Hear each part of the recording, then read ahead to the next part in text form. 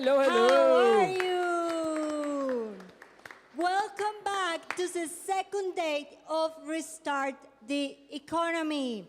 We hope you had a restful night and that you carry with you the light and joy of yesterday. Yes, Naya, and talking about yesterday, I want please you to give a round of applause to our fantastic talents of yesterday night. Whoa, please. I was with my mouth like that. You were fantastic. You were fantastic. I could only do like, in the end, you were amazing. So before we begin, we want to express also our heartfelt gratitude, a special thank you to all the interpreters who are accompanying us with their exceptional translation work throughout all these days. So thank you so much for helping our voices reach one another across 5 different languages. Thank you.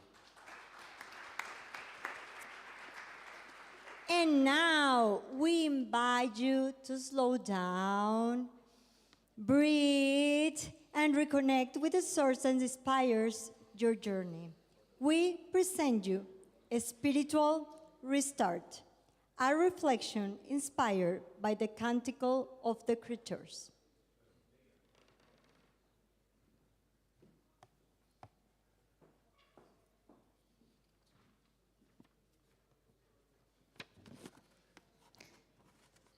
After Francis was sold, the thief's death was near. Although he was suffering more than usual, he seems transfigured by a new joy and cried out, Welcome, my sister Death. Sister Death, why does he call it Sister Death? Asked me Elia, 15 years old, after a reflection on the Canticle of Creatures in the woods below Laverna, the same woods that might have inspired Francis 800 years earlier. When almost blind, he could only praise through the memory of the heart.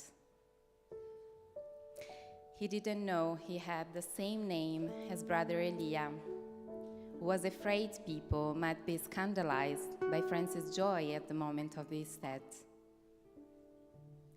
Yes, death is a scandal. That scares us. We don't even want to talk about it. Yet we are surrounded by it. Pandemics, wars, natural disasters, migrants lost at sea, suicides, even among young people, consumed by loneliness and emptiness. These deaths are the result of the intertwined and overlapping crises of our time, crises in which our economic system is often complicit. As Pope Francis warned in 2013, Such an economy kills. today, in a world where the sweet song of Francis has become a bitter cry, how can we possibly see death as a sister? Maybe the answer lies in the Canticle. Francis speaks about 2 types of death, bodily death and the second death, a phrase from the book of Revelation. Then I saw a new heaven and a new earth. For the old heaven and the old earth has disappeared. And the one seated on the throne said, Look, I am making everything new. Write this down, for what I tell you is trustworthy and true. To all who are thirsty, I will give freely from the springs of the water of life. All who are victorious will inherit these blessings. I will be their God, and they will be my children. But the cowardly, the unbelieving, the corrupt, the immoral, murderers, idol worshippers, and all liars, their fate is in the lake of fire that burns with sulfur. This is the second death.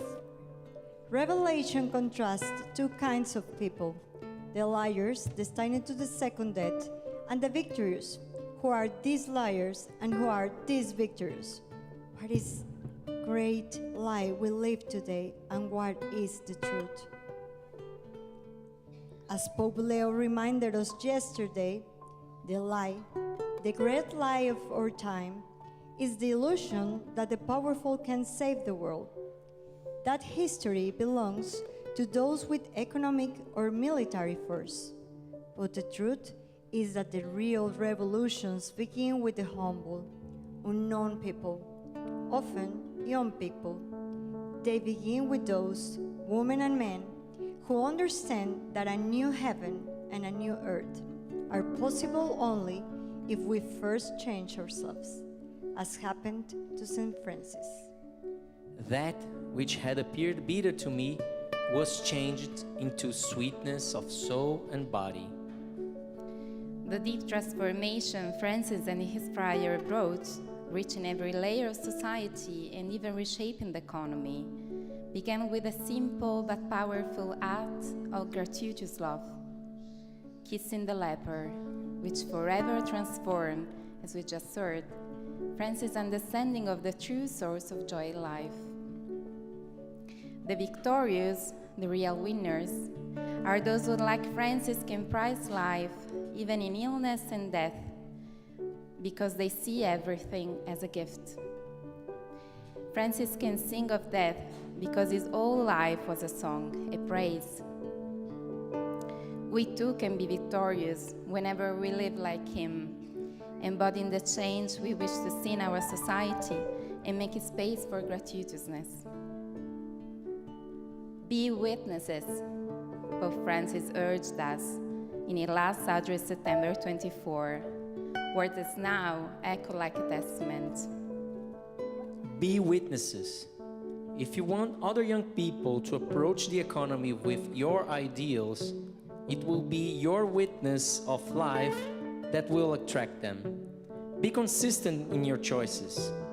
Well, consistency is not in fashion today. Seek to be appreciated for your projects and achievements, not for being numerous and powerful. Instead, transmit to many what you have received, namely the good news, that inspired by the gospel, even the economy can change for the better. The victorious are also those who listen to the Spirit, as we read in another passage of the book of Revelation. The one who hears and welcomes a call, and, like the prophets, by hearing the voice of the Spirit and recognizing it, can interpret the present to generate processes that transform the future. And here we are, for we too have received a call.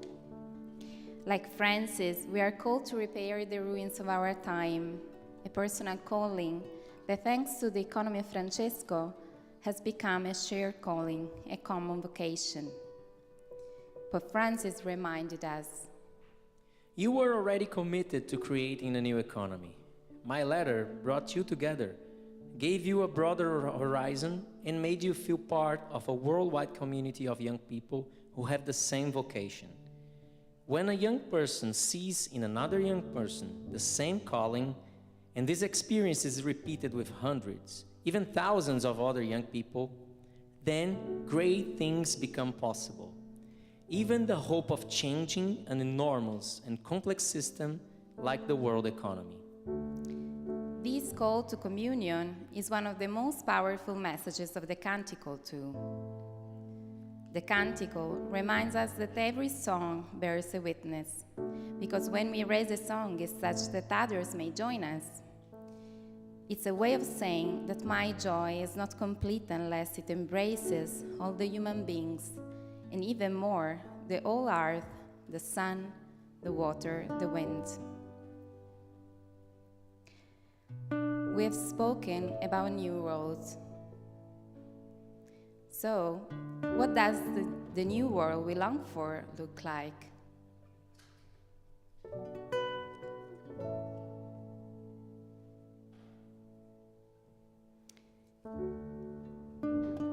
As EOF youth, what is the vision of the world we want to embody?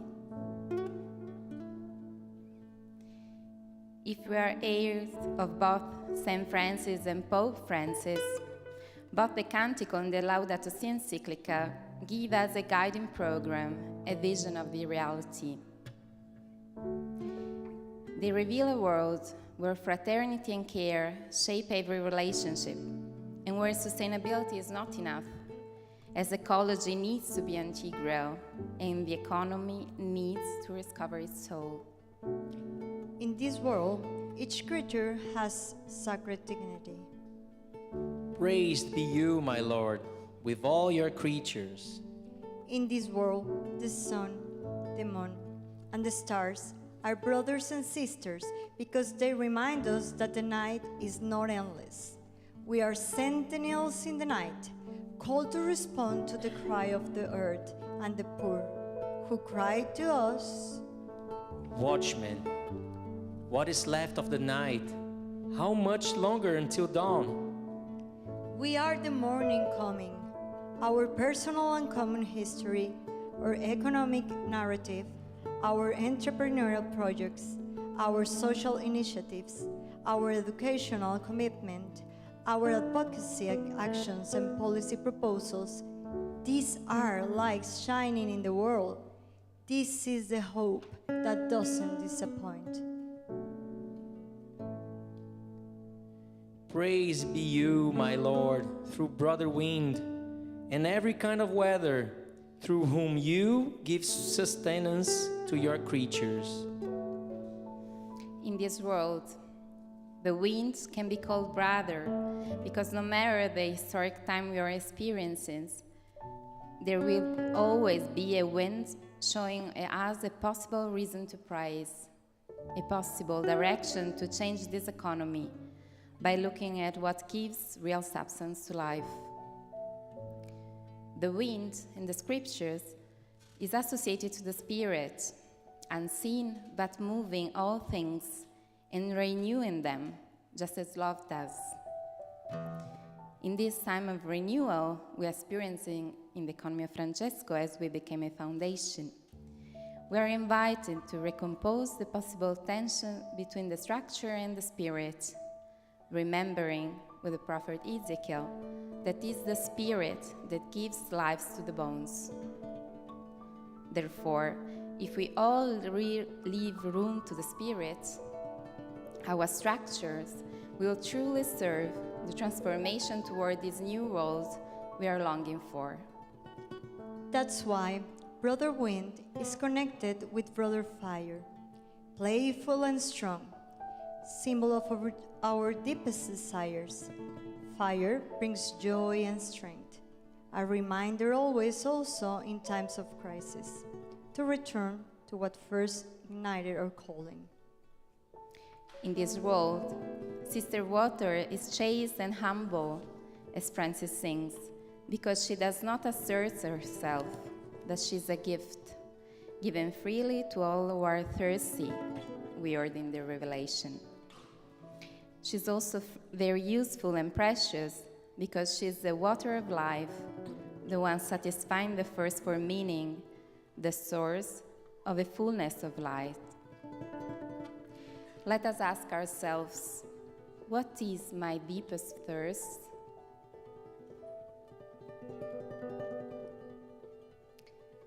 What is my soul really thirsting for, and what and who can give me that water that always satisfies? How beautiful if, as EOF, we could give drink to the thirsty, because we ourselves have found that water that truly satisfies.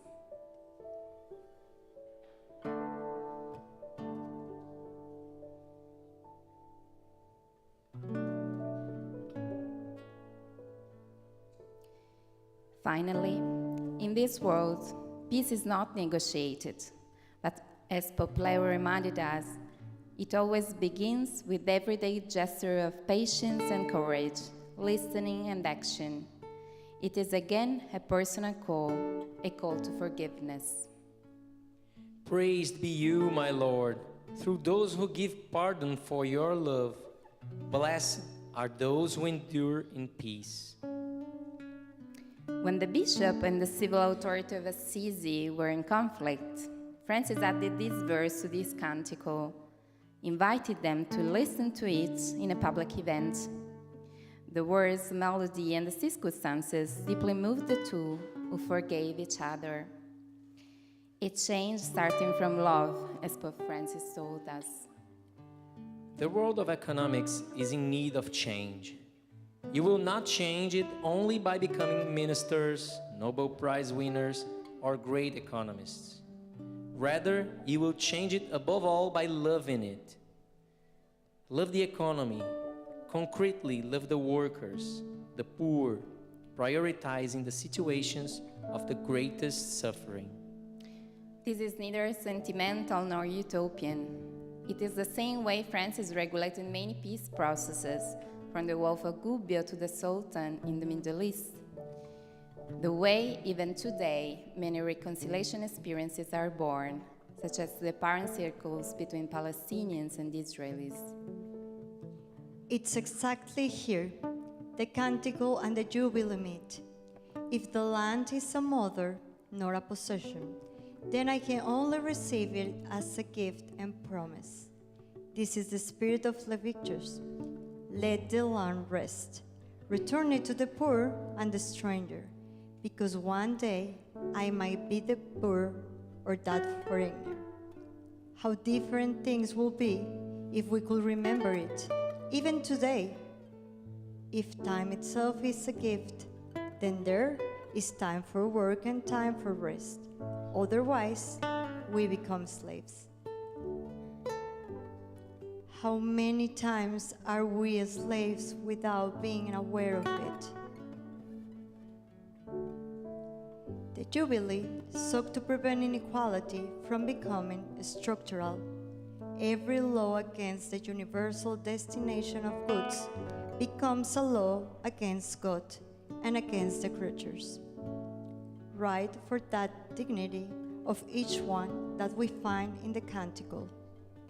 We might say, this is not possible.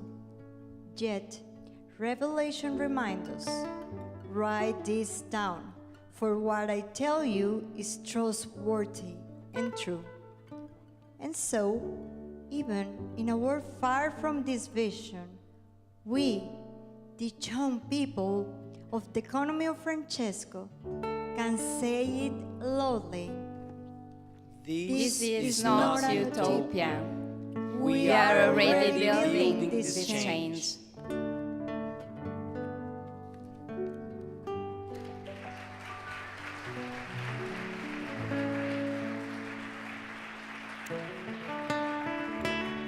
At the end, we can finally answer Elia's question, why sister death?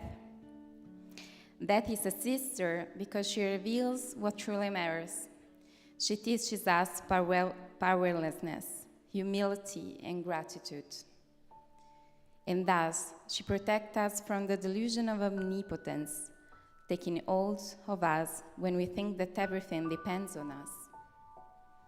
As Scripture says, We have passed from death to life because we love each other.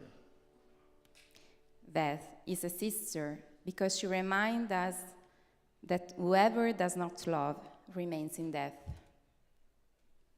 So we can make France's final invitation our own, a horizon for our lives and for the economy of Francesco.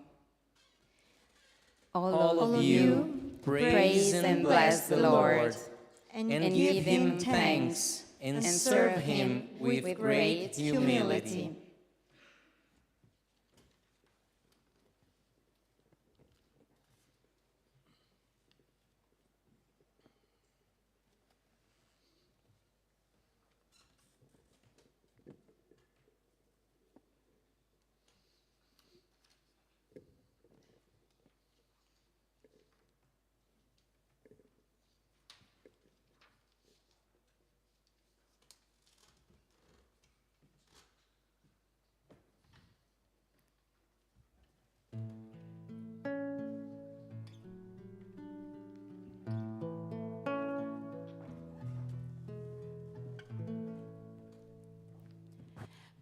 les cieux devant toi, splendeur et majesté, par l'infiniment grand, l'infiniment petit, et par le firmament, ton manteau étoilé, et par frère et soleil, je veux crier mon Dieu. Tu es grand, tu es beau, Dieu vivant, Dieu très haut. Tu es le Dieu d'amour, mon Dieu. Tu es grand, tu es beau, Dieu vivant, Dieu très haut, Dieu présent en toute création.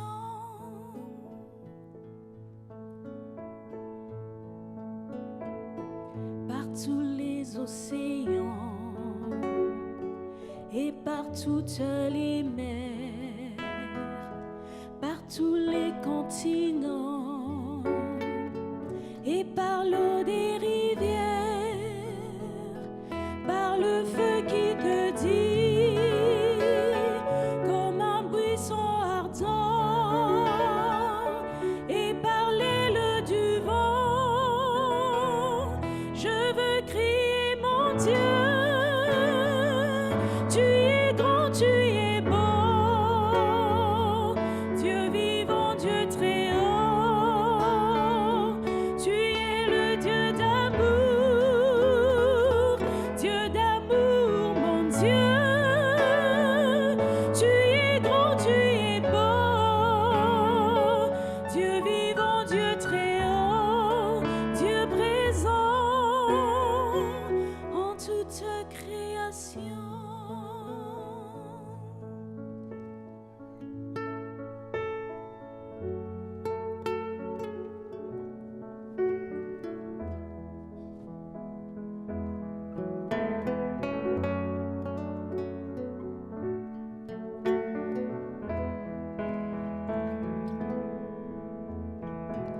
Par toutes les montagnes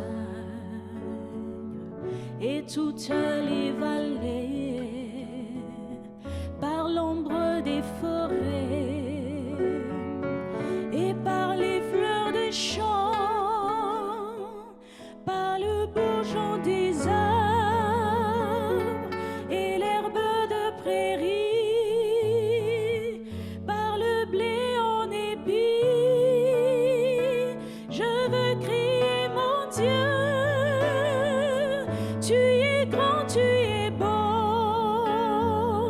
Dieu vivant, Dieu très haut. Tu es le Dieu d'amour, mon Dieu. Tu es grand, tu es beau, Dieu vivant, Dieu très haut, Dieu présent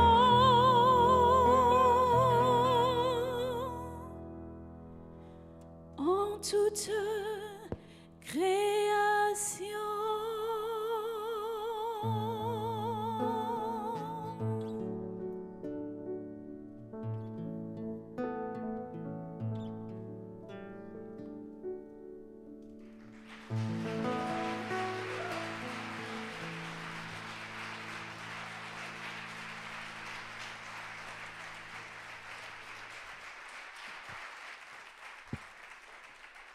Well, what a beautiful moment.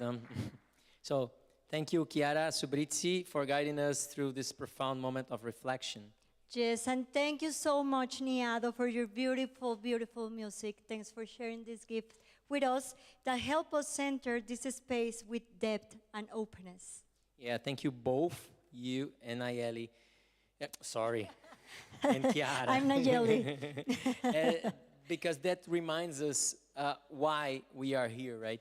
And for helping us begin this day with meaning and renewed purpose.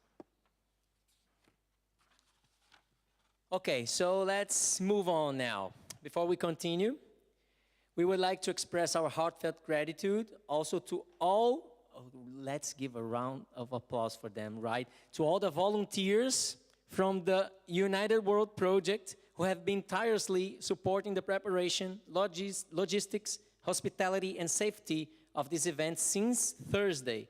Your generosity and dedication make this gathering possible. Thank you.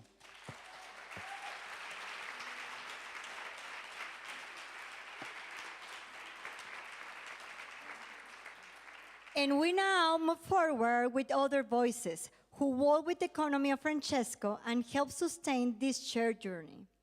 So it is our joy to not introduce because he was here with us yesterday, but reintroduce Fra Giampiero Gambaro, member of the EOF Foundation Council of Founders.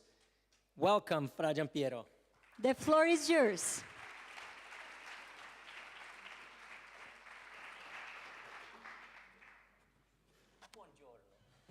Buongiorno.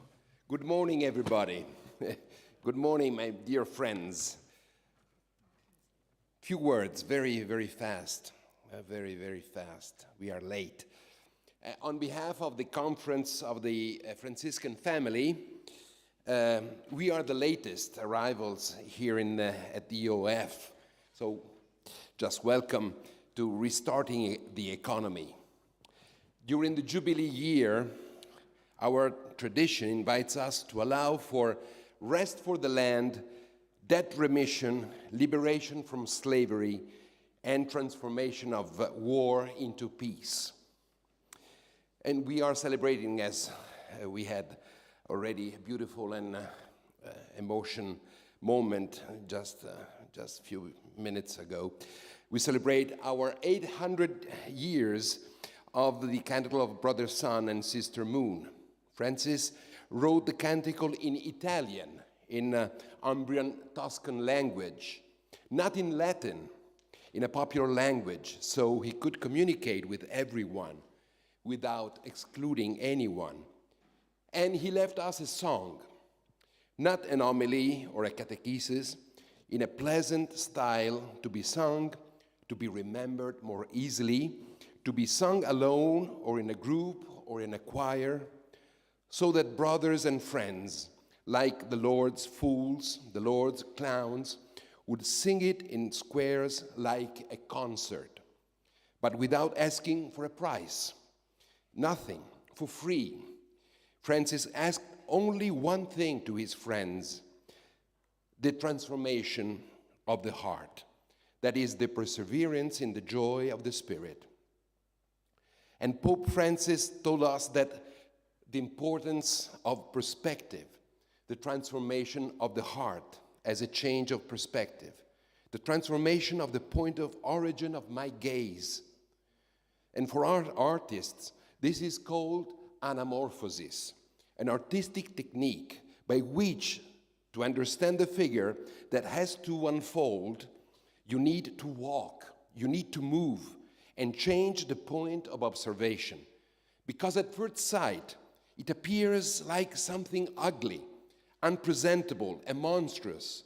But little by little, it is revealed. It unveils as interesting, beautiful, and meaningful. St. Francis, to remind his spiritual journey, speaks of the bitterness that the lepers cause him, which is transformed into sweetness of soul and body. Because he moves, he changes perspective. But the road from bitter to sweet can be quite long, even overwhelming.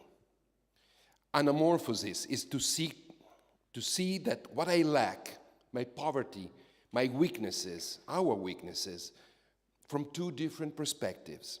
On the one hand, scarcity as hardship, deficit, affliction, frustration, diminishment, negativity, death. But on the other, lack as excess, drive, strength, transcendence, attraction, surplus, and not deficit.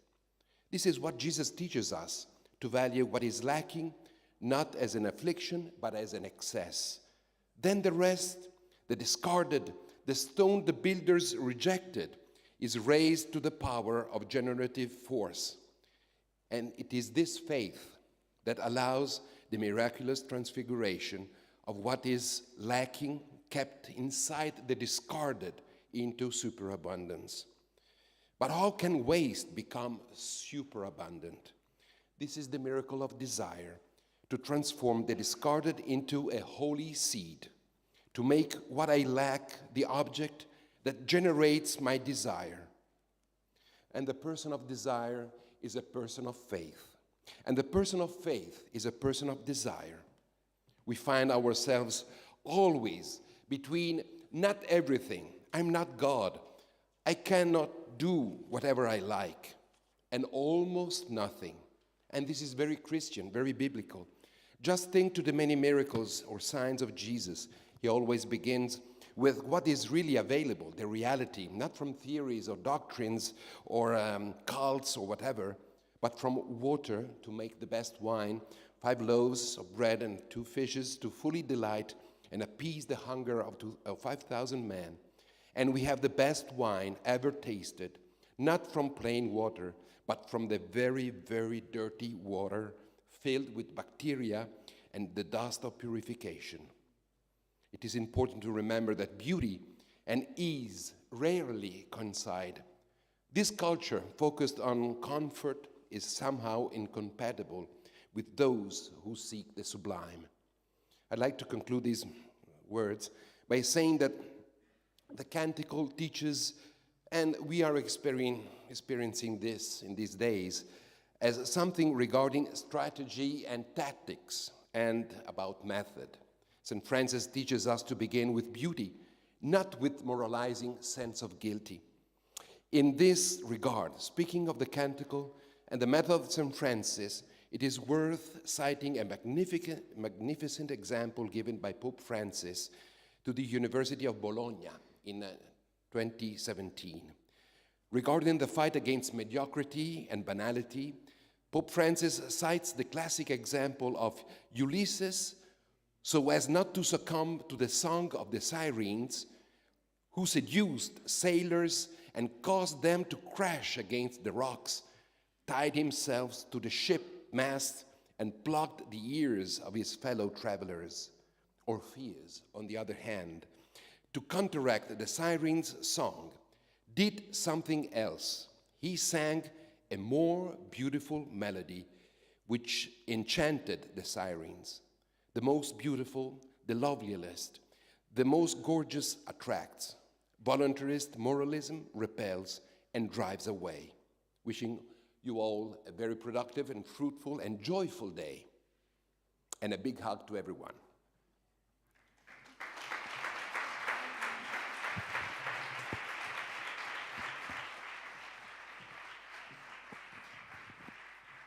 Thank you. Thank you so much, Fra Giampiero. Well, we would like to share with you also a message from someone who wished to be here with us today but could not. Margaret Cahan is the president of the Focolare movement. This is the right moment to warmly thank you, the staff of here, Centro Mariapoli Internazionale, for their wonderful hospitality and collaboration throughout this event. Margaret joined us through this video with the greeting and reflection. Hello to all of you participating in this event. I am delighted to send you my greetings, even if only by video, because in these days of your meeting, I am in my homeland, the Holy Land.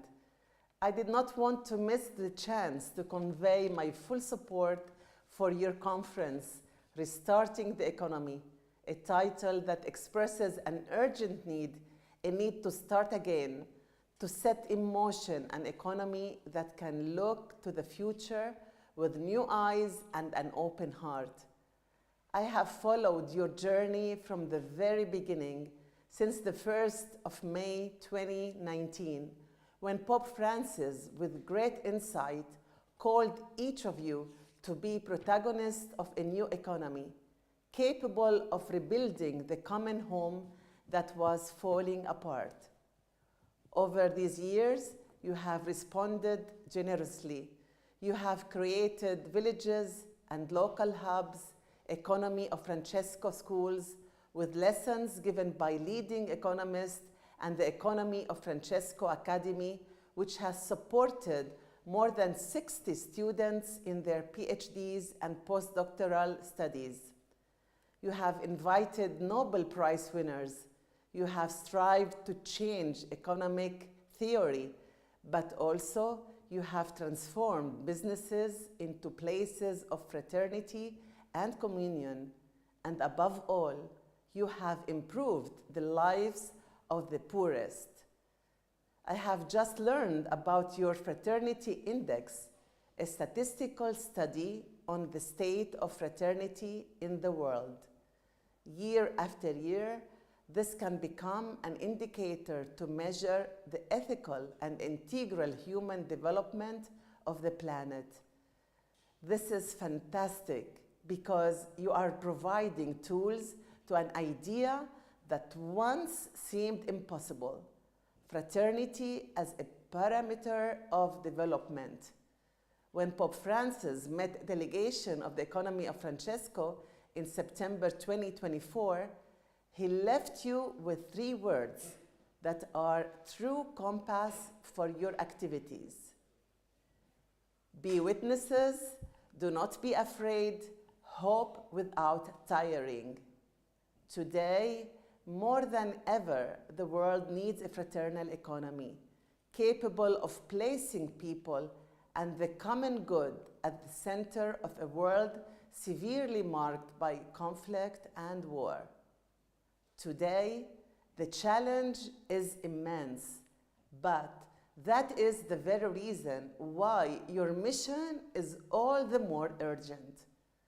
The Focolare movement, with the Economy of Communion, is among the promoters and the founders of the Economy of Francesco Foundation. We are with you. We will not leave you alone. You are the protagonists, the key players in this economic revolution in universities and in businesses.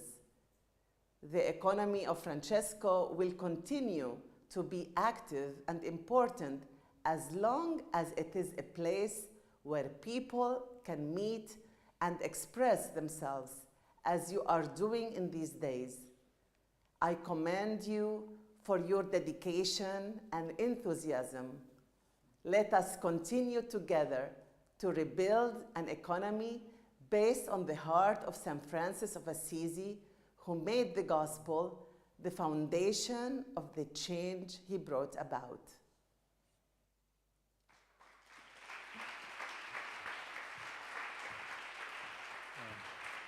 We warmly thank Margaret for her message. I personally read it before and I was like moved with her message so much.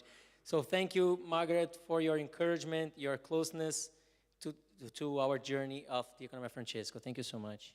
And thank you again, Father Giampiero. Thank you. Thank you so much. So we now continue. Oh, please. Applause is always excellent. So we will now continue, okay, with our voices that invite us to look ahead. Young people who help us read the present with clarity and imagine the future with courage. It is our joy to reintroduce prophetic voices for a new economy. That same space of yesterday where young change makers from around the world share insights, challenges, and signs of hope emerging from their contexts. So, welcome, dear friends. Continue to inspire us. The floor is yours.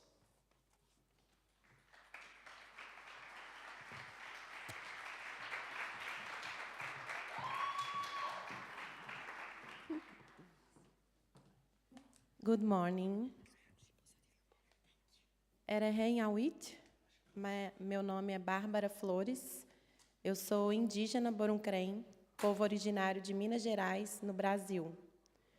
Hoje vou compartilhar com vocês a minha história profética, dedicada à memória indígena para a cura das relações entre pessoas e com a terra. Desde muito jovem, compreendi que viver em um corpo-território indígena significa perceber o mundo através das relações. Relações que sustentam a vida, geram pertencimento e orientam responsabilidades entre humanos e não humanos.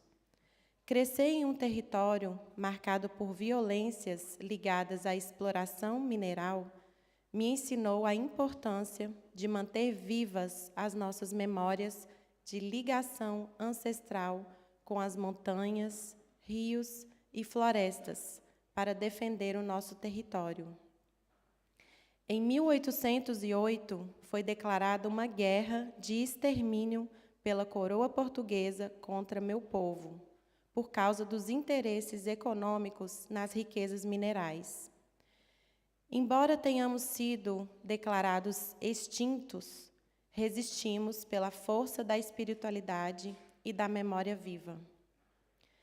Seguimos afirmando que a economia pode ser também uma forma de cuidado, reciprocidade e continuidade das existências. Ao trabalhar com comunidades tradicionais, acompanhar retomadas territoriais indígenas e pesquisar ecologia histórica e cascatas socioecológicas, percebi que modelos econômicos hegemônicos não apenas falham em proteger a vida, eles a ameaçam. Isso me levou a investigar a governança comunitária, economias sustentáveis e a restauração da memória biocultural em territórios indígenas em todo o continente americano.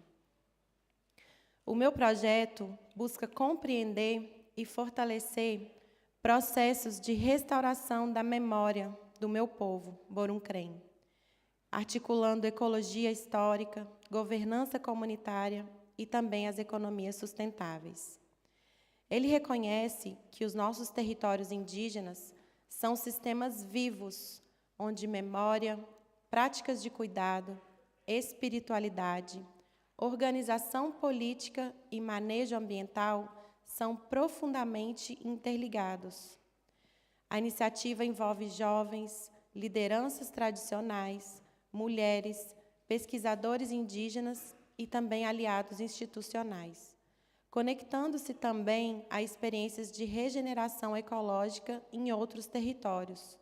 O objetivo é mapear as dimensões materiais e simbólicas dos territórios, identificar essas cascatas socioecológicas e também apoiar as decisões comunitárias baseadas em soberania, autonomia e bem-viver. Busca ainda compreender como as nossas práticas ancestrais e tecnologias sociais podem orientar economias focadas na reciprocidade, proteção da vida e na gestão coletiva dos bens comuns. A minha iniciativa é profética porque nasce da escuta profunda da terra e desafia o modelo econômico dominante, que é extrativista e individualista, ao recolocar no centro a economia da reciprocidade, do cuidado, da memória e a interdependência entre todos os seres. Trabalhando com a restauração territorial do povo Boruncrém e dialogar com as experiências indígenas em toda a Abya Yala, que é o nosso continente americano, revela limites do sistema atual e mostra caminhos já existentes rumo a uma utopia concreta que é vivenciada nos territórios indígenas todos os dias. Vivemos um momento crítico, crise climática, perda da biodiversidade, violência contra as nossas comunidades e também fragmentação dos pertencimentos. A minha iniciativa afirma que o futuro depende de reconhecermos territórios indígenas como sujeitos vivos e de recolocarmos o cuidado, não o lucro, no centro da vida e da economia, fortalecendo as decisões coletivas, apoiando a autonomia dos povos e propondo modelos econômicos enraizados na terra. O meu projeto aponta para uma nova forma de viver juntos, uma forma que honra o que recebemos, repara o que foi ferido e cuida das gerações futuras. Essa é a profecia que nasce do território e convoca o mundo a mudar. 80% das florestas do mundo estão dentro de territórios indígenas que representam apenas 5% da população mundial. Nossos modos de vida produzem florestas quando os nossos direitos são garantidos.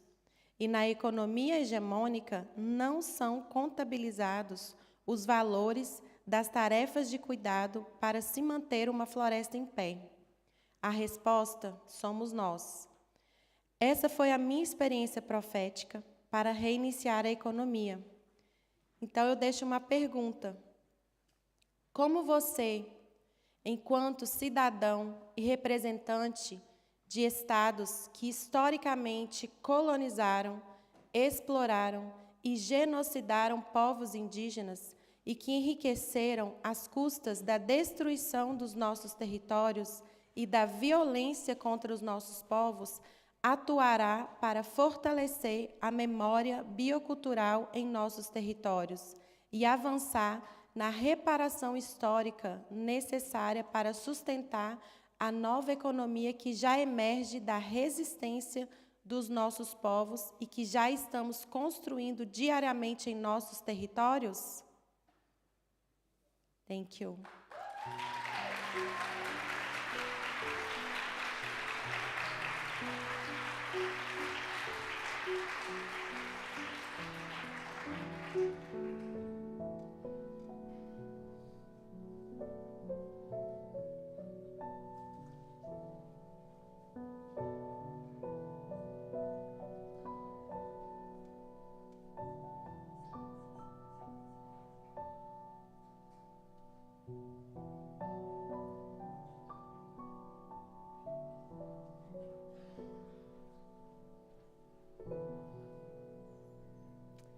Hello everyone, my name is Miriam. I'm from a small country called Wales, but I live in London. And today I will share my prophetic story dedicated to human trafficking. I've had a long-standing interest in the rights of people on the move, studying languages with an interest in migration, and questioning how the richer countries of our world can better respond to waves of forced displacement. Since studying, I've worked for various organisations on migrant rights with asylum seekers, refugees, and people who have been trafficked. Throughout this work, it's disturbing to see how often someone's status as a migrant means that they experience the worst of the country they are living in. Worse access to services, worse treatment by authorities, worse quality of life in general, and as a result, how they are made more vulnerable to trafficking and exploitation. I worked with people who had experienced trafficking at all points of the journey from their home country to the UK, but the real heartbreak for me was hearing from people who had navigated near impossible journeys to reach a country of safety, only to have their vulnerability further multiplied by hostile policies in the UK. The systemic disenfranchisement that they were met with meant that it felt like refugees were almost as vulnerable to exploitation in the UK as they were in the war-torn settings they had fled. It was clear that something needed to change, and the more I read and learned about human trafficking, the more I realised how ingrained it is in our society, how it's woven into every thread of our economy. We need systemic changes resulting in long-term positive impact. For a while now, I've been working for a charity called the Santa Marta Group. The Santa Marta Group, also founded with the help of Pope Francis, works to connect leaders of faith groups with those in law enforcement, government, and civil society, all to reprioritise the fight against human trafficking. We help people understand the scale and pervasiveness of human trafficking on both a local and a global level, and we connect them to work collaboratively together to prevent it. We influence at a leadership level, but we also advocate for communities and, crucially, churches to be the local leaders in a movement that will not stand for systemic exploitation. Churches must practice what they preach on justice, and this begins with inward examination. The fight against trafficking requires moral leadership against a culture of indifference. We're helping churches to be at the head of this. Human trafficking thrives on greed and overproduction, at the grave expense of people and often the planet. By fighting human trafficking, we are rejecting these harms and reiterating the innate dignity of every human, which should, of course, be protected. Throughout my work with people on the move, working with individuals in some of the most tumultuous moments in their lives, it was clear to see how injustice on an individual level is underpinned by systems. Systems like the asylum system in the UK, which are not fit for purpose, which are simply failing people. And more sinisterly, systems like some visa pathways I see in the UK, which are, I feel, built to fail people. Systems designed not to help those who are marginalized, but instead to uphold and exacerbate inequality.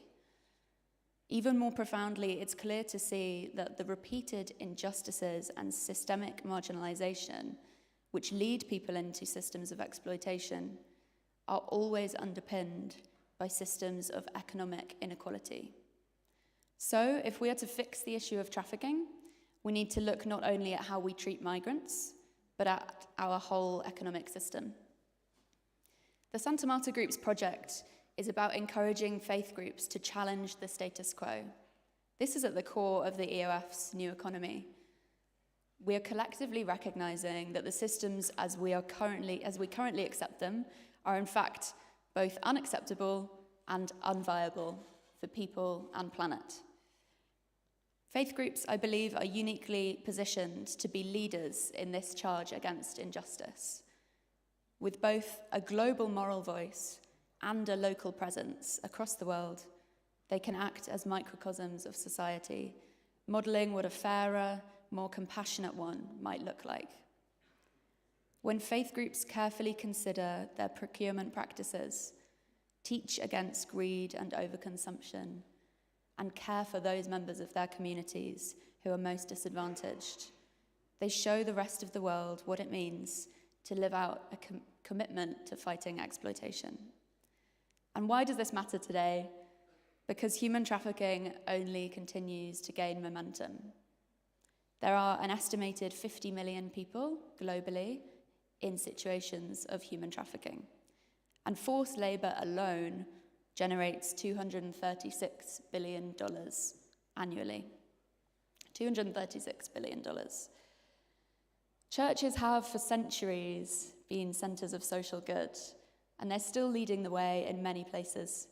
The National Churches Trust in the UK estimates that in the 40,000 church buildings around the country, they're generating around £500 billion per year in social value.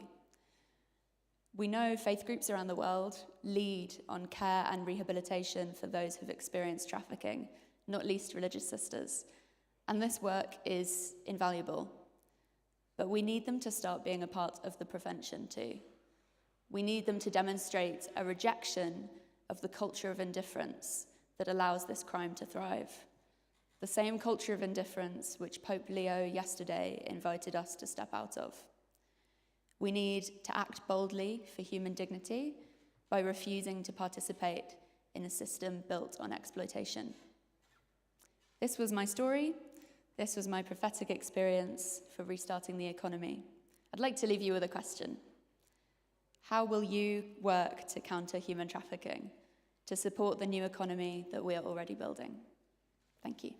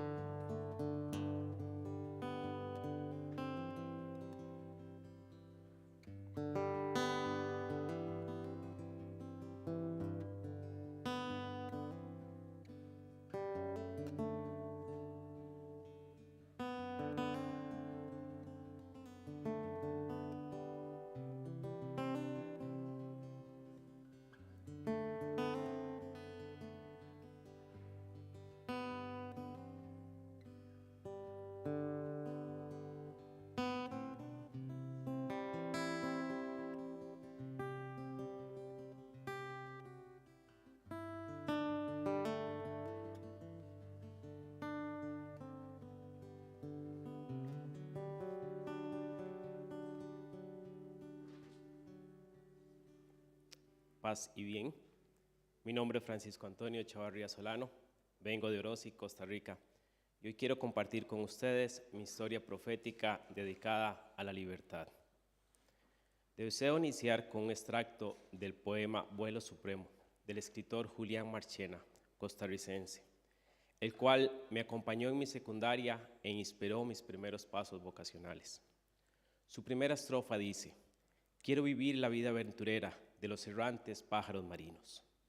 Siempre he concebido mi vida como un vuelo, un viaje interior, como el del Principito, orientado hacia la libertad, la verdad, la autenticidad, procurando derramar frutos. Hace algunos años me preguntaron cuál era mi eslogan personal. Respondí: anhelo ser un alma libre y feliz que viva por el bien común, dispuesta a amar y a servir humildemente. Soy hijo único de una gran familia numerosa de sangre, pero a los 17 años me abrazó otra gran familia, la franciscana, en la juventud franciscana. A esa misma edad inicié mis estudios en economía. Ese doble camino, el vocacional y el académico, abrió para mí los horizontes inesperados. Salir por primera vez de mi país, descubrí lo que significaban las fronteras, pero también comprendí que la fraternidad puede borrarlas. Compartir con otros, caminar juntos, tomar un café y despedirse con un pura vida nos recuerda que somos hermanos más allá de las fronteras. Regreso a la palabra libertad, tan anhelada por todos, y la teoría económica.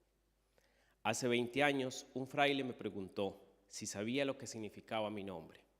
Respondí que sí, el pequeño francés. Él sonrió y me dijo: no, significa libertad. En ese momento me sorprendió, pero se volvió más profundo con el paso del tiempo.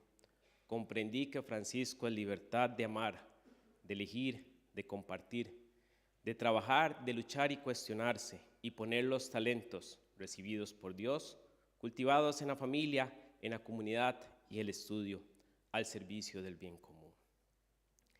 En mi historia regional, la libertad tiene un significado muy concreto. En 1821, las provincias de Centroamérica proclamaron su independencia y comenzaron a construir los estados. Como tradición, cada año recordamos ese camino que lleva a la noticia por medio de la antorcha de la libertad, un símbolo de paz, de luz y esperanza, que viaja de mano en mano entre jóvenes desde Guatemala el 1 de septiembre hasta llegar a Costa Rica el 14 de septiembre. Inspirados en este espíritu, desde el Hub de Centroamérica y para celebrar el Día Internacional de la Juventud 2025 y prepararnos para este evento, organizamos una carrera gratuita y abierta a todas las personas, sin distinción de edad o lugar de residencia. El objetivo era romper fronteras, crear comunidad y promover un cambio. Esta iniciativa invitó a moverse, encontrarse con otros y soñar con un mundo más justo, sostenible y fraterno. La carrera unió deporte, comunidad, reflexión y también diversión. Caminar por la ciudad o por la naturaleza se convirtió en un gesto concreto de esperanza, de una transformación ética y global. En el marco de los 800 años del Cántico de las Criaturas, un mensaje profético de paz y de solidaridad. La primera edición contó con 52 participantes de 13 países. Gracias. Quienes caminaron, corrieron o hicieron ciclismo, para completar juntos una distancia de 205 kilómetros, equivalentes a 293,000 pasos, invirtiendo alrededor de 40 horas en calidad de vida, reflexión y energía positiva. De estos 52 participantes, esperamos que cada acción nacida de su experiencia sea transformadora en lo cotidiano, que inspire a ser profetas que anuncian y denuncian, siguiendo el ejemplo de San Francisco de Asís, el anticonformista, valiente, apasionado, solidario, comprensivo, auténtico, sin fronteras ni patrones, con esperanza, libre y servicial. La distancia recorrida nos invita también a reflexionar sobre las realidades que requieren una transformación. Por ejemplo, en Costa Rica existen cerca de 205 kilómetros entre Santa Ana y Talamanca, dos territorios profundamente distintos. Santa Ana representa un polo de alto ingreso, con algunos retos en contaminación, mientras que Talamanca, una comunidad indígena, con su riqueza cultural y ambiental invaluable, enfrenta mayores niveles de pobreza.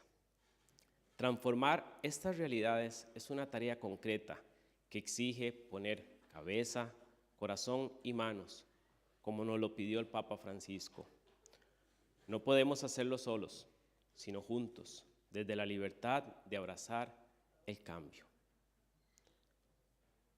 Descubrir mi vocación como persona, como hijo, como sobrino, como padrino o como amigo, y mi vocación como franciscano seglar y economista, como profesor, como funcionario público, investigador y dentro de Economía de Francisco, ha significado crecer en comunidad y encontrarme con personas de muy distintas realidades, socioeconómicas, culturales y ambientales. Pero de todos ellos he aprendido lo esencial: el amor a uno mismo, al prójimo y a Dios. Esa mirada de igualdad me impulsa a promover una economía de gestos significativos, basada en el respeto, la paz, el diálogo y la cooperación, ya que la vocación es personal, pero se expande y se cocrea cada día en la comunidad. Siempre he pensado que hay que poner el alma y el corazón en todo lo que se hace, como Lord Voldemort. Por ello, mi propósito de vida es que cada acción, por pequeña que parezca, escuchar a un amigo, acompañar a alguien en el autobús, dar una condolencia o enseñar con el corazón en el salón de clase, sea una semilla de cambio, que busque en cada gesto que trascienda lo superficial, se valore lo esencial y se transforme lo cotidiano con signos de esperanza. Porque la verdadera economía del mañana nace del amor, se sostiene con el cuidado del hermano y se refleja en el cuidado de la casa común. Empecé con una estrofa y antes de finalizarla deseo hacer referencia a la estrofa final del himno nacional de Costa Rica, que dice: vivan siempre el trabajo y la paz. Esta ha sido mi historia, esta es mi experiencia profética de reactivar la economía. Y quiero cerrar con una pregunta para ustedes.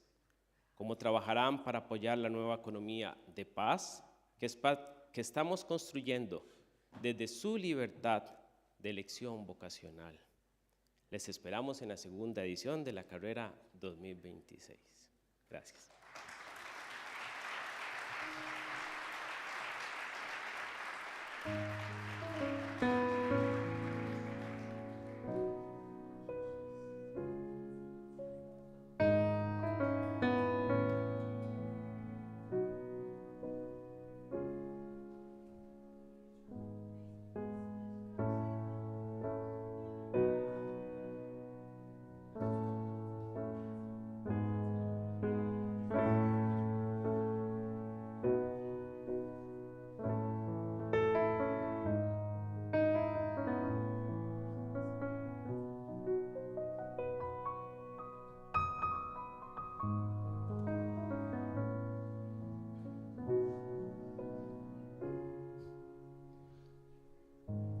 All these accidents that happen, fall of the dots, coincidence makes sense only with you.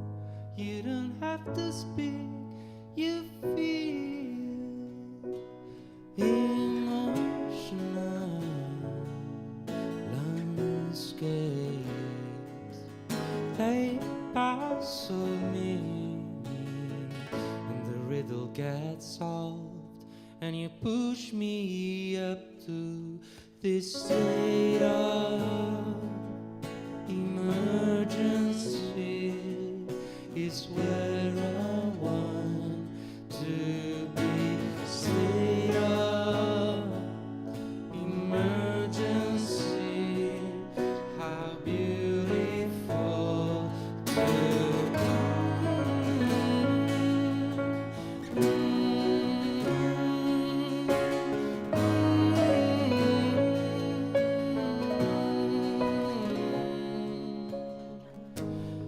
that no one sees. You see what's inside of me. Every nerve that hurts, you heal deep inside of you. You don't have to speak. I feel emotional landscapes. They puzzle me, confused. Then the rhythm gets soft, and you push me up to this state of emergency. How beautiful to be.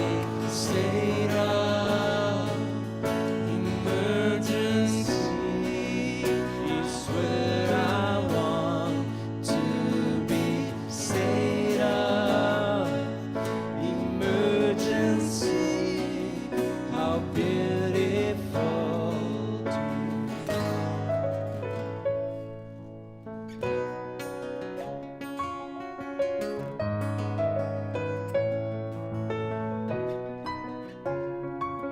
emotional landscapes.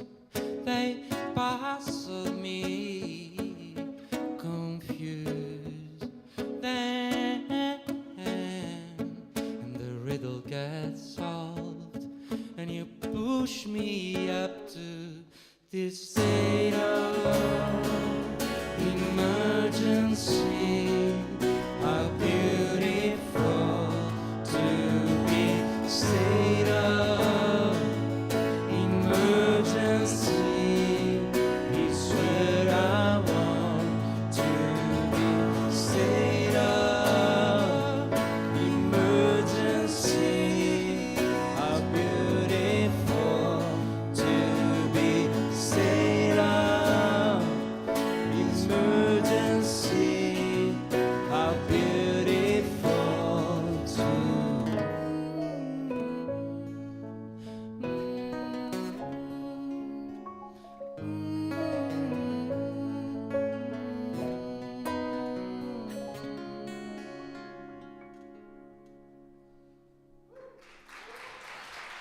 Thank you.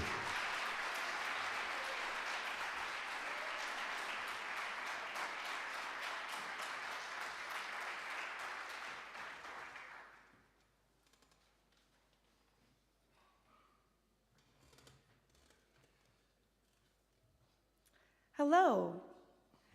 My name is Nishi DeSouza, and I come from Jacksonville, Florida, in the United States of America. And today, I will share my prophetic story dedicated to livability. My life is a story of legacy and generations of family migrating to new places in the pursuit of a livable life. My grandparents grew up in small villages in India, and my parents, dreaming of more opportunity for us, immigrated to the United States when I was 5 years old. As a deeply caring person, I thought that I should become a doctor. However, I quickly learned that systems of care emphasize sickness and prevention of death, not health. This mentality has a time and place because, as we just heard, death is a sister. It is hard for someone to achieve redemption or receive grace if they are not alive. However, my passion, my desire, is about creating systems of thriving, flourishing, living. This led me to the field of public health. Public health, which typically operates behind the scenes, is an interdisciplinary field that centers prevention and community care. However, it is not immune to our current economic systems. Public health work is not incentivized strongly unless there is a financial profit angle involved. My work explores the impact of community care interventions, such as mutual aid, peer support, or building social infrastructure, such as libraries and parks. I study how to efficiently implement and sustain these interventions, how to convene teams of people working across sectors to make these visions a reality, and how to leverage research methods to estimate the resulting health, social, and economic benefits. These place-based interventions increase livability, however, typically not for all. For those of you that have heard the common adage of health is wealth, the reciprocal is often insidiously ignored. We live in a society where wealth is health. The good and livable neighborhoods are highly sought after because they are rife with community amenities and free of health hazards. In this pursuit of a livable life, we often turn a blind eye to people living in those less desirable neighborhoods. But what would their journeys look like if we intentionally created healthy places for them? Individuals who were formerly incarcerated, those battling substance addiction, severe mental illness, experiencing homelessness. The one thing these groups have in common is that they are frequently discarded by our economic systems. They are directly and indirectly told that their journeys, their lives, and their spirits do not matter. My work aims to support these individuals, many of whom go on, recover from these conditions, and go on to be peer leaders, paying it forward in ways that are unimaginable and often unpredictable. My work involves community-driven, place-based interventions centering dignity and empathy, designed to strengthen assets and meet the needs of these populations. Friends, this work, this goal, is not aligned with profit. There is no profit angle. It's not incentivized by our current economic systems. It isn't flashy or glamorous or ingenious. It's not things like robotics or artificial intelligence, as Pope Leo mentioned in his surprise message yesterday. It's community. Community which has existed for centuries. It's not a new concept by any means, a dusty and dated concept, but a radical reckoning that no matter how far we have come, how far we've progressed, we still need each other to live. As a researcher, I identify how to bring people together, united by the place they live and the place they love, to work together for the goal of livability. This work represents the engagement of a distinct sector, a perhaps unexplored avenue of how public health can be leveraged to support the needed collaboration of sectors to create this new economy. This moment, I am struck by how unique and diverse the work we all are doing is, but also what we have in common. Wandering through the EOF fair, I witnessed so much wonderful, life-affirming work, and I encourage all of you to keep in mind public health and how to engage this distinct sector. This moment, being in community with all of you, discerning how we can collectively build a people-centered economy. This is perhaps a moment that I have only dreamed of, the fruition of investment of my parents and grandparents, and the legacy of all of the previous generations of my family. This moment, a culmination in many ways, is also only the beginning. So, I would like to leave you all with a question. How will you work to support livability, to support the new economy that we are already building? Thank you.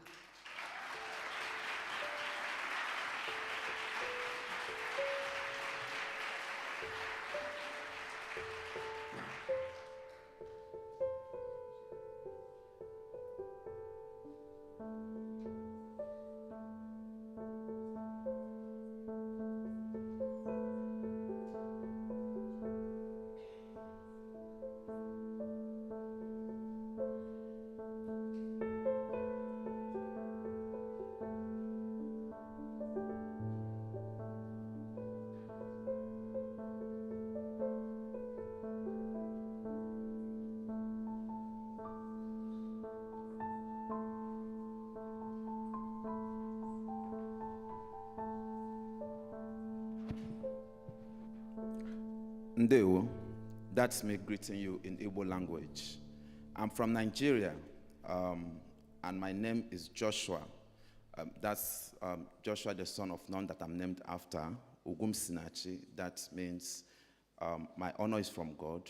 And Okori, that means my father is a boy that was born on Ode Day, one of the market days in Igbo land. Today, I'm here to talk to you about my prophetic story dedicated to inclusion, but with particular focus on the church and her people. The Jubilee was instituted originally for the people of Israel. That's Leviticus chapter 25. The question is, what are we all doing here? We're not all Jewish or Israelites.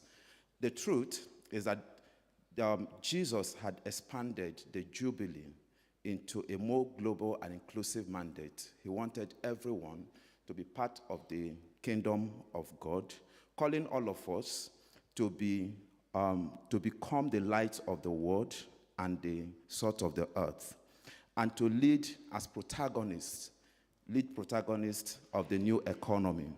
This begins with God's love in our hearts and continues with the love we radiate outward to illuminate our communities. This is the meaning of what Jesus led us to pray in the Lord's Prayer, thy kingdom come, thy will be done on earth. God wanted his love to be in the hearts of men. From there, he would rule the world from the hearts of men. Growing up in a multifaceted society as Nigeria, I was a boy born in the northern of Nigeria, but hails from the south.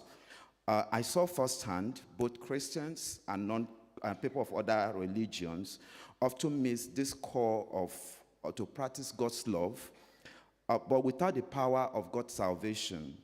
I saw people who tried to who actually loved and who were loved. I saw them turn to war at any slightest provocation because they did lack the power thereof that gave this love. But that's outside the inclusion, the general inclusion of including everyone. I also saw the people that our light was supposed to reach, work the hardest, but yet they remain trapped in vicious cycles they did not create. But while others, often with no effort of their own, sat at very vantage points where opportunities flowed simply to them. This was not just inequality; it was a sense that the economy itself had lost its fairness and justice. This conviction that God did not design human dignity to be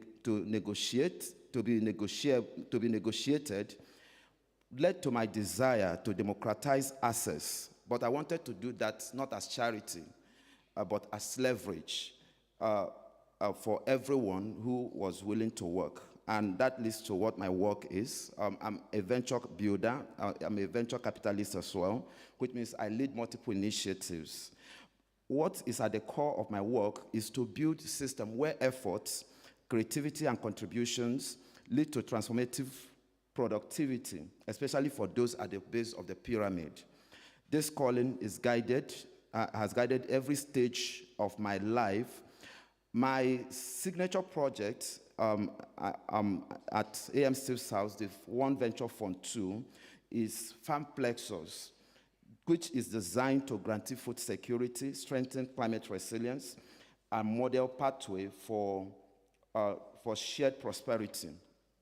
We leverage market systems in ways that deliver reflective justice. For example, poor farmers do not necessarily benefit only from their individual performance. They leverage when the value chain performance improve as well.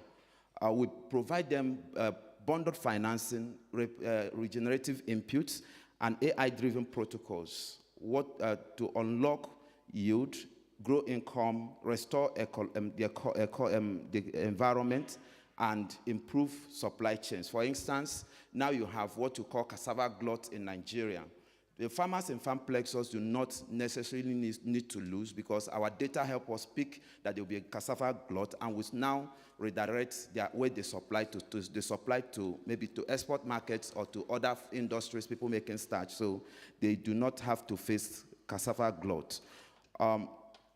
We leverage our market advantage to redistribute assets. For instance, we use our bidding power to make sure that women and youths have access to land that they customarily do not own to farm. Our goal is simple. We are trying to democratize the tool for productivity and economic power for people who feed the continent. I am also co-building another project in our One Venture Fund 2, the Biodiversity Island Generators. I presented that yesterday in one of the extraordinary ideas. A system that allows last mile people who are taking care of their landscapes and forests earn forest credits, and they can use that to access payment solutions, including credits, insurance products, and grantees and pension, as well as payment from participating financial partners. In communities where environmental protection once meant personal sacrifice without reward, what the Biodiversity Island Generator introduces fairness in a way that we care for the forest, they earn from the forest and prosper as the forest prospers as well. We begin with inclusion, scale through innovation, and culminate into leverage. That leverage is the fifth factor of production, if you will. That ensures that people at the margin becomes the co-author of the new economy. Our alignment with the prophetic economy. What my work is not just prophetic because it predicts the future, no. But because we build Jesus' desire for God's kingdom in this present world, beginning with transformed hearts through salvation, shining outwards to influence society. The kingdom is about influence. God wants influence in this very present world. Jesus taught us to pray, of course, thy kingdom come, thy will be done on earth. God don't want to do politics in IMF or in the World Bank or in the EU or AU. He wants to rule the hearts of men. That's where he wants to sit. I seek a just system only Jesus and his love can give. A future where the logic of the economy shifts from extraction to stewardship, from exclusion to participation, from charity to structural empowerment. I do not claim a perfect system, not at all, but I believe that we can build one that avoids the capitalist error of accumulation without limits, of progress without pause, of growth without soul, as the economy of Francesco rightly puts it, while also outsmarting the flaw of socialism and communism, which attempts to legislate love while denying the love of God. God is love, of course, so you cannot legislate love without God. The Marxist dictum, from each according to his ability, to each according to his needs, those seemingly echoing the early Christians' fellowship, where you saw that they distributed everything in one accord according to their needs, Acts chapter 4, verse 34, violates the koinonia of the economic jubilee. Paul admonishes us that those unwilling to work should not eat. Second Thessalonians chapter 3, verse 10. Jesus commanded us to love our neighbors as ourselves. Yet, love itself does not require subsidizing willful idleness. My model recognizes the rationality of economic life and focuses on leverage, ensuring that anyone willing to work receive commensurate outcome. Please do not note my emphasis on unwillingness to work, not the inability to work. Charity must, of course, remain the cornerstone in the new economy that we seek. We demonstrate religion as peace, virtue, and love through the power of God without imposition, shining light through diligence, integrity, customer protection, corporate accountability, egalitarianism, and giving to the poor. These are the very principles the Christians used to transform Europe and America to surpass advanced Asian civilization of their time. As with the economy of Francesco, we do not want efficiency at the cost of dignity, but something radically different, an economy with a soul, where humans beings are protagonists, not instruments. People possess immense capacity, including knowledge, resilience, social cohesion, ecological intelligence, but lack leverage. The capacity to convert contributions into outcomes. Our work design operating systems that capture this capacity and turns it into a productive force, addressing climate collapse, food insecurity, and economic exclusion. When a farmer earns a pension, when she protects her sacred forest, when young people can remain in rural communities because agriculture finally pays, when ecological restoration becomes a pathway for financial stability, then we are no longer theorizing a new economy, we are living it.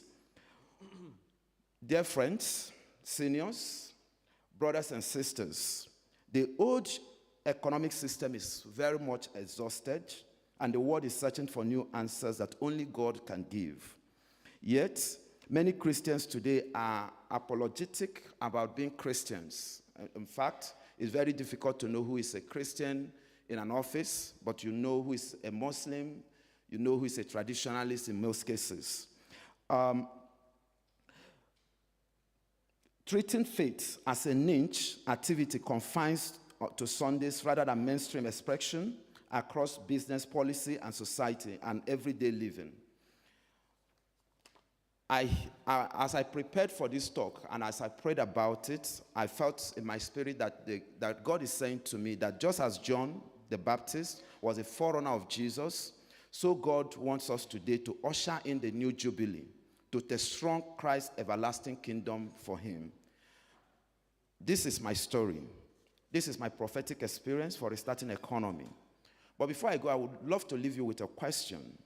How will your work, everyday work, in the office, at home, in the marketplace, how will your work, how will it allow the power of the gospel of Jesus to influence your work and transform the economy into a flourishing home for every one of us? Thank you very much.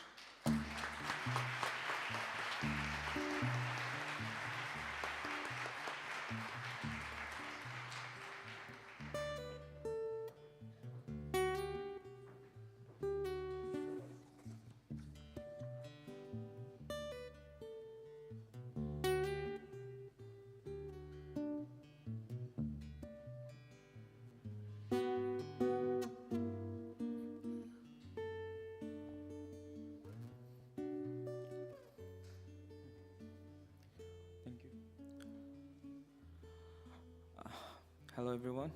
Assalamu alaikum. Ciao. ¿Cómo estáis? Shubho Shakal and good morning. My name is Hasib. I come from Bangladesh and I'm the Vice President of Leadership Development Association International in Bangladesh. And today I will share my prophetic story dedicated to dignity. I grew up in a place where dignity is often a dream, something people feel but seldom name. In my childhood, I watched my community grappling with pollution, poverty, and deep social divides. By the Turag River, I saw children playing beside water turned black from west.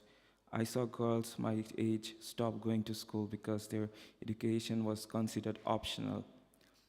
And I grew up hearing the same resigned phrase again and again. This is just how things are. But even as a teenager, something in me refused to accept that. I remember standing beside the river one evening, watching a group of boys throwing stones into the water to see how far they could reach. The stone would disappear instantly into the darkness. No ripples, no reflections, no trace. And for the first time, I asked myself, what happens to a society whose rivers can no longer hold its reflection? This question became the quiet beginning of my calling. Over time, I learned that the crisis around me was not only ecological or economic, it was a crisis of dignity. The dignity of rivers, the dignity of our people, the dignity of our future. Later, when I first attended the Economy of Francesco in 2022 and shared a space with late Prof. Francis, something awakened deep in me. I realized that dignity is not something we wait to receive. It is something we rebuild together through action, compassion, and courage. That moment clarified my path. It turned my grief into my for my community into commitment, and my sense of injustice into a lifelong mission. Today, my work is centered on youth-led initiative called Civic Connect Bangladesh, a project rooted in restoring the dignity of people, of ecosystems, and possibilities. Through this initiative, we lead climate education, civic engagement, and social justice programs for young people and marginalized communities. Our work began as simple river cleanups with a small group of volunteers, but it quickly grew into something larger. Workshops in school, interfaith dialogues on environmental ethics, girls' education campaigns, and training sessions on community leadership and ecological restoration. We work especially with communities living along polluted rivers, rural girls facing systematic barriers, and young people who feel unheard in the decisions that shape their future. Civic Connect is not just an environmental project. It is a space where young people reclaim their voice, where girls walk into rooms that once excluded them, and where communities rediscover the power of collective action. It is a moment that insists that everything in the margins, renewal is possible. Our mission is simple, yet radical, to bridge local struggles with global conversations, and to show that dignity and sustainability must grow side by side. In Bangladesh, where climate change hits hardest and opportunities remain uneven, this work is not only necessary, it is urgent. What makes Civic Connect prophetic is not its size. It is the direction it points towards. It embodies the conviction that economy of tomorrow must be built from peripheries, from those who have been excluded, underestimated, or silenced. It challenges the idea that prosperity should be measured by growth alone. Instead, it proposes a future where prosperity is measured by belonging, by justice, and by the dignity afforded to every person and every ecosystem. In many ways, our work responds to the signs of the times that Pope Francis often spoke about: the cry of the earth, the cry of the poor, and the cry of the young. Bangladesh is a place where these cries meet. Rising waters threaten our homes, inequality challenges our hope, and young people search for meaning in systems that were not built for them. But these same young people, when given trust, tools, and space, become carriers of prophetic imagination. Civic Connect offers a new way of living and working together, one that mirrors the values of Economia Francesco. It shows that care is not a sentiment, it is a form of social transformation. Education is not a privilege, it is a form of liberation. Environmental justice is not activism, it is moral imperative. Our initiative challenges the dominant economic model by centering human relationships rather than transactions, community power rather than individual gain, and ecological restoration rather than extraction. It invites young people to see themselves not as beneficiaries of economy, but as co-creators of a new one. The prophetic dimension lies in its simplicity. A group of young people with no formal authority and no financial privilege, building an alternative rooted in dignity, solidarity, and care. It anticipates a world where value is not defined by competition, but by connection. It speaks of a future where the margins become the teachers and where the smallest communities can inspire the greatest changes. In May this year, in Berlin, I had the unexpected honor of meeting German Federal President Frank-Walter Steinmeier. I was the only young delegate from Asia, and where he approached me, he asked what brought me there. I told him I came to understand how history shapes our responsibility to each other. He paused, smiled gently, and said something that has stayed with me ever since. Voices like yours reminds us that leadership is not measured by titles, but by courage. In that moment, I understood that dignity is not something granted by power. It is recognized in the truth we carry and hope we dare to speak. That brief exchange strengthened my belief that even as a young person from a small country, my voice can help share global conversations. And it reaffirmed to me that every step we take with integrity, no matter how small, can have a ripple effect far beyond where we stand. Today, we are living in a world defined by fragmentation between people and the planet, between wealth and need, between what we say and what we do.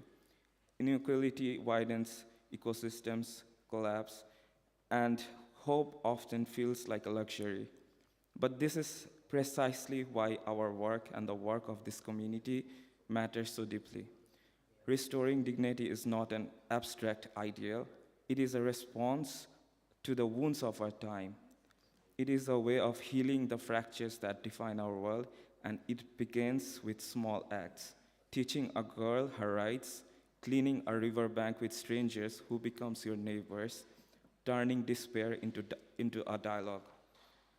The Economia Francesco reminds us that another way is possible, not someday, but starting right now.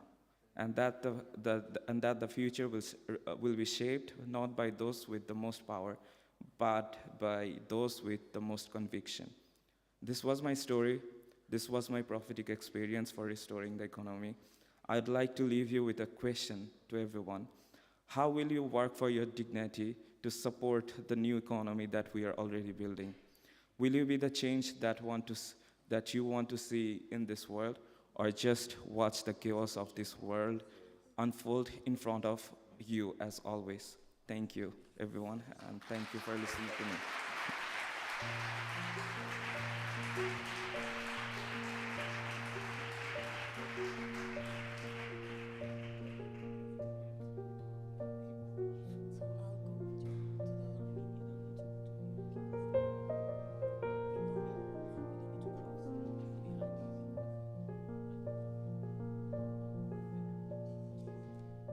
Well, well, what a morning, huh? We would like to thank each and every voice we heard today. They were Barbara, Miriam, Francisco, Nishita, Joshua, and Hasib. Thank you so much for your courage, your clarity, and the hope you bring to all of us. Yes, thank you. Thank you for reminding us that prophecy is not about predicting tomorrow, but about illuminating today, so that a different tomorrow becomes possible. Thank you so much.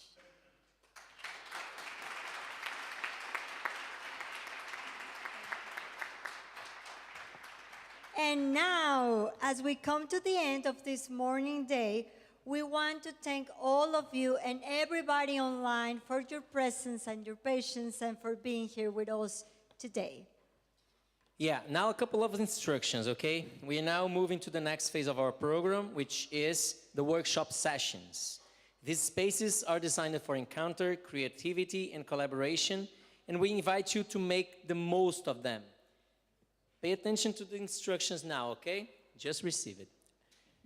People are invited to participate at the workshops. They receive it at the check-in. You cannot change. Please don't do that.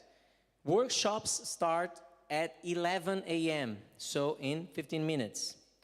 But for workshops at Borgo Laudato Si, we please ask participants to meet, wait just a second, immediately, right after this plenary, at the reception with Beatrice Cerino.